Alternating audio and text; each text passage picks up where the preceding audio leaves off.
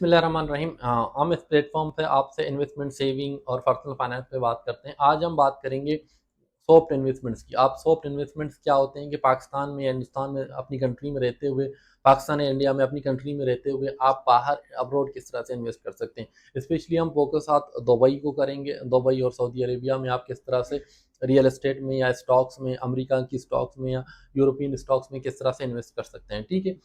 Dubai की specially बात करते हैं। अगर दुबई में रियल एस्टेट बड़ा अट्रैक्टिव हो गया है, लेकिन हर बंदा ये अफोर्ड नहीं कर सकता कि जाके दुबई में डायरेक्ट अपार्टमेंट परचेज करें या कि पूरी अपार्टमेंट बाय करें और फिर उसको मैनेज करना, और उसको जो है अगर आप वहाँ पे नहीं है रेंट पे चढ़ाना, तो ये बड़ा मुश्किल काम होता है। ठीक है। तो इस चीज़ को दुबई में जैसे जो एडवांस इकोनॉमी होती हैं, जो एडवांस फाइनेंशियल मार्केट्स होते हैं, तो वहाँ पर जो है कुछ एडवांस ऑप्शन भी अवेलेबल होते हैं। क्राउड फंडिंग जो है एक ऑप्शन है दुबई में, आपके पास अवेलेबल है। इसकी डिफरेंट कंपनीज हैं जो क्राउड फंडिंग कराते हैं। आज हम स्टेक की कंपनी की बात करेंगे। स्टेक जो दुबई में रेगुलेटेड है गवर्नमेंट की तरफ से, वो क्या करते हैं, वो प्रॉपर्टी में आपकी फंड को प्रॉपर्टी में इन्वेस्ट करा देते हैं। लेट्स सपोज एक प्रॉपर्टी है, उसकी जो टोटल वैल्यू है 1 लाख दरहम है।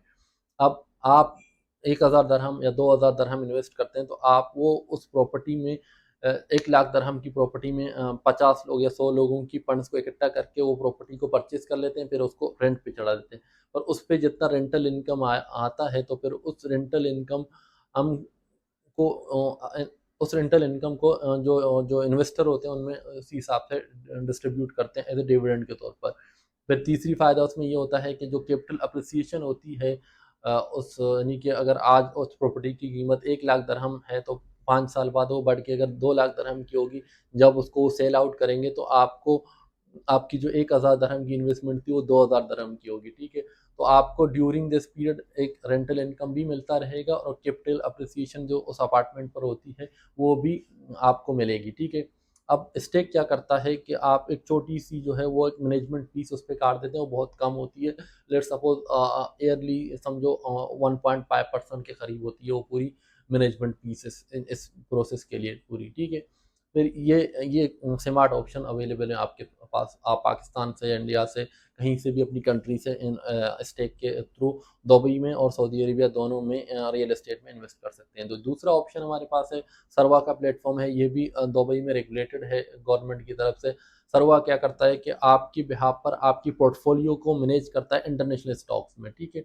आप सरवा में इन्वेस्ट करते हैं, उसके बाद अपनी रिस्क प्रोफाइल शेयर करते हैं। आप उसको बताते हैं कि मेरी ये इन्वेस्टमेंट है, मेरा ये रिस्क प्रोफाइल है कि मेरी ये एसेट क्लासेस जो है मेरे जो पोर्टफोलियो में आपने ऐड करना है, स्टॉक ऐड करने हैं, आपने गवर्नमेंट सिक्योरिटी ऐड करने हैं, आपने रियल एस्टेट को ऐड करना है, या कि आपने गोल्ड की ईटीएफ्स को ऐड करना है, या आपने क्रिप्टोस को भी ऐड करना है। तो आपकी रिस्क प्रोफाइल के हिसाब से वो जो जिस तरह से आप उन्हें बता देंगे, वो एसेट की सिलेक्शन करके आपकी बिहाफ पर आपकी फंड्स को मैनेज करते हैं। ये भी एक छोटी सी फीस चार्ज कर लेते हैं ईयरली आपसे।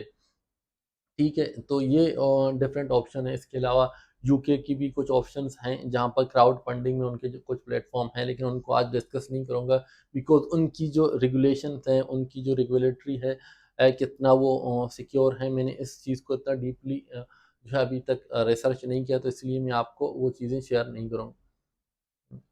तो ये दो सॉफ्ट प्लेटफॉर्म हैं जिनके ज़रिए से आप जो है इन्वेस्ट कर सकते हैं इंटरनेशनल मार्केट में। आ, अब आपकी एज ए फाइनेंशियल एडवाइज़र मैं आपसे ये कहता हूँ कि आप अगर पाकिस्तान में इन्वेस्ट कर रहे हैं, तो आपकी पोर्टफोलियो का कुछ हिस्सा इन इंटरनेशनल सॉफ्ट जो हम इन्वेस्टमेंट की बात करते हैं, इनमें ज़रूर इन्वेस्ट होना चाहिए। आपकी पोर्टफोलियो को डाइवर्सिफाइड ज़रूर होना चाहिए। लेट्स सपोज मैं आपको एक एग्जांपल देता हूँ। अगर पाकिस्तान में आपने 5 साल पहले किसी एसेट में जो है इन्वेस्ट किया होगा, लेट्स सपोज आपने गवर्नमेंट सिक्योरिटी में इन्वेस्ट किया होगा और 12% की रिटर्न अगर वो देते हैं, और आपने ही इन्वेस्टमेंट किसी इंटरनेशनल प्लेटफॉर्म से या म्यूचुअल फंड में, एज फंड में किया होगा, और वो 3% की रिटर्न आपको दे रहा होता, तो आज के दिन 5 साल बाद इंटरनेशनल जो फंड्स है उसकी इन डॉलर टर्म आपकी पैसे ज़्यादा होता है एज़ कम्पेयर टू पाकिस्तान, जो यहाँ पर आपको 12% रिटर्न मिल रहा होगा। उसकी रीज़न क्या है कि जो थर्ड वर्ल्ड कंट्रीज़ होते हैं, स्पेशली पाकिस्तान लाइक, जहाँ जो शॉर्टेज ऑफ डॉलर है उसकी वजह से जो एक मनी की डिप्रिसिएशन का एक बड़ा रिस्क है, तो वो अगर पाकिस्तान में आपकी इन्वेस्टमेंट को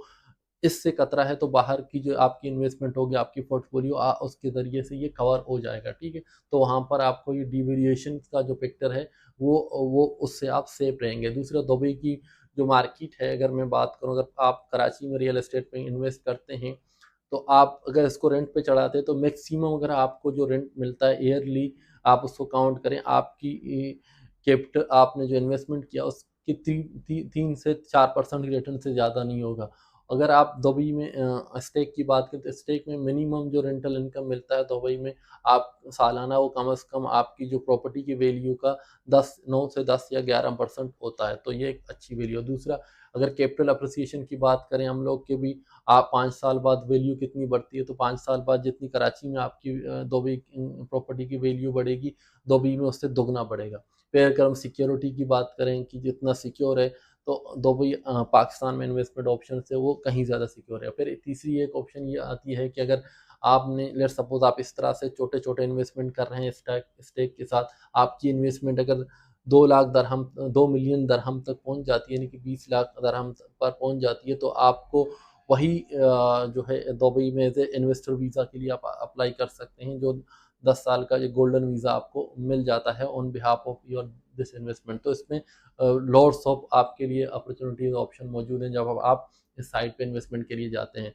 तो अपनी पोर्टफो मैं ये नहीं कहता कि अपनी पूरी पोर्टफोलियो को आपने वहाँ इन्वेस्ट करना है, लेकिन some portion of your portfolio must be invested in the soft जो है जो इन्वेस्टमेंट ऑप्शन अवेलेबल हैं आपके पास outside of the your country investment करने के लिए, तो आपने ज़रूर इन ऑप्शंस में इन्वेस्ट करना चाहिए। अगर फर्दर भी किसी को डिटेल चाहिए होंगे किस तरह से इन्वेस्टमेंट करना है, इनकी बारे में कोई भी चाहिए होगा, तो आप हमें ईमेल पे कांटेक्ट कर सकते हैं, तो हम आपको जो है डिटेल बता देंगे किस तरह से आप वहाँ पर इन्वेस्ट कर सकते हैं। ठीक है, थैंक